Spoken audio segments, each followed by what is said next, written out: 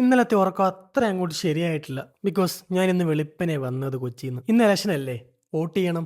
അതിനു വേണ്ടി വന്നതാ. നിങ്ങൾ എല്ലാവരും ഇന്ന് വോട്ട് ചെയ്യാൻ പോകുന്നില്ലേ? പോകുന്നില്ലെങ്കിൽ തീർച്ചയായിട്ടും വോട്ട് ചെയ്യാൻ പോകണം കേട്ടോ. ബിക്കോസ് വോട്ടിംഗ് നമ്മുടെ അവകാശമാണ്. ഞാൻ ഇന്ന് വോട്ട് ചെയ്യാൻ പോവാന്ന് പറഞ്ഞപ്പോൾ എന്നോട് കുറെ പേര് പറഞ്ഞു, എന്തിനാണ് വോട്ട് ചെയ്യാൻ പോയിട്ട്, വെറുതെ വേസ്റ്റ് ആണ്, ചെയ്യണ്ടെന്നൊക്കെ. അങ്ങനല്ല, നമുക്ക് നമ്മുടേതായ ഒരു രാഷ്ട്രീയം ഉണ്ടാവണം. ഒരു ഇന്ത്യൻ പൗരൻ എന്ന നിലയിൽ ഇവിടെ നടക്കുന്ന എല്ലാ കാര്യത്തിനെ പറ്റിയിട്ട് നമുക്കൊരു ബോധ്യം ഉണ്ടാവണം, ഒരു അറിവ് ഉണ്ടാവണം. ഇതൊക്കെ ആരുടെ ബ്രഷാണോ എന്തോ തമ്പുരാൻ അറിയാം. ഇതിൽ ഏതോ ഒരു ബ്രഷ് എന്റെയാണ്, ബാക്കി എല്ലാം കണ്ണന്റെയും മാളുവിന്റെയും ബ്രഷുകളാണ്. അവരിവിടെ ഉള്ളപ്പോഴേ എനിക്ക് കൺഫ്യൂഷനായി ഏതാ എന്റെ ബ്രഷ് എന്നുള്ളത്. ഇപ്പൊ എനിക്ക് അറിയത്ത് പോലും ഇല്ല ഏതാണ് ബ്രഷ്. ഇപ്പൊ ഏതായാലും എന്താ, പല്ല് തേച്ചാ പോരെ അല്ലേ? രാവിലെ അമ്മയെടുത്ത് വന്നപ്പോ തന്നെ അമ്മയ്ക്ക് ഫുള്ള് പരാതികളാ. അമ്മ കുറെ നാളായിട്ട് പറയാ വീട്ടിൽ സോളാർ വെക്കണമെന്ന്. ഞാനാണെങ്കിൽ വീട്ടിൽ വന്നു കഴിഞ്ഞാൽ ഫുൾ ടൈം AC ഇട്ട് റൂമിനകത്ത് ഇരിപ്പാ. അതുകൊണ്ട് എല്ലാ മാസവും നല്ലൊരു എമൗണ്ടാണ് കറണ്ട് ബില്ല് വരുന്നത്. അമ്മയാണ് കറണ്ട് ബില്ല് കൊടുക്കുന്നത്. അതുകൊണ്ട് അമ്മ പറഞ്ഞു അടുത്ത മാസം തൊട്ട് മോൻ തന്നെ കറണ്ട് ബില്ല് കൊടുത്തോ, എന്നെ കൊണ്ട് പറ്റൂല എന്ന്. നമ്മൾ എന്തെങ്കിലും പറ്റി ഡിസ്കസ് ചെയ്ത് കഴിഞ്ഞാൽ അത് അപ്പം തന്നെ നമ്മുടെ ഇൻസ്റ്റാ ഫീഡിൽ വരത്തില്ലേ?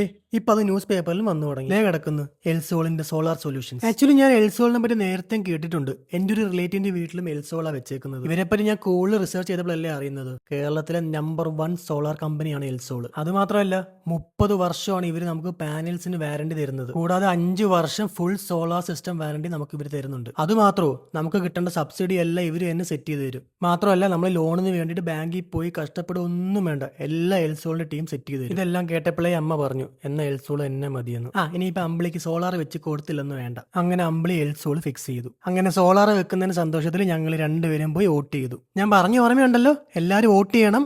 അപ്പൊ ടാറ്റാ.